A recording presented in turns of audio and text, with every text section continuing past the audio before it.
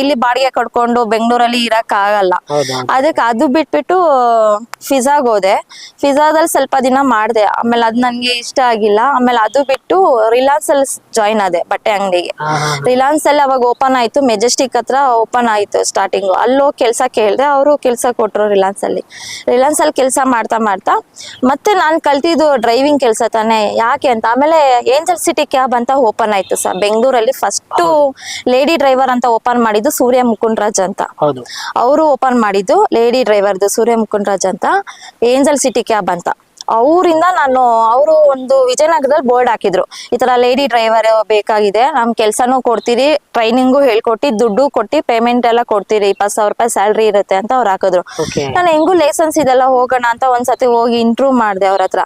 ಅವರು ಏನ್ ಮಾಡಿದ್ರು, ನೀನ್ ಎಲ್ಲಿ ಕಲ್ತಿದ್ದು ಅಂದ್ರು. ಬೆಂಗಳೂರು ಕೋಲಾರದಲ್ಲಿ ಸಹ ಕಲ್ತಿದ್ದು ಅಂತಂದೆ. ಆಮೇಲೆ ಅವ್ರು ಏನ್ ಮಾಡಿದ್ರು, 1 ತಿಂಗಳು ನಂಗೆ ಟ್ರೈನಿಂಗ್ ಕೊಟ್ರು ಸರ್, ಬೆಂಗಳೂರೆಲ್ಲ ಹೆಂಗಿರುತ್ತೆ ನೋಡ್ಕೊ ಅಂತ 1 ತಿಂಗಳು ಟ್ರೈನಿಂಗ್ ಕೊಟ್ರು.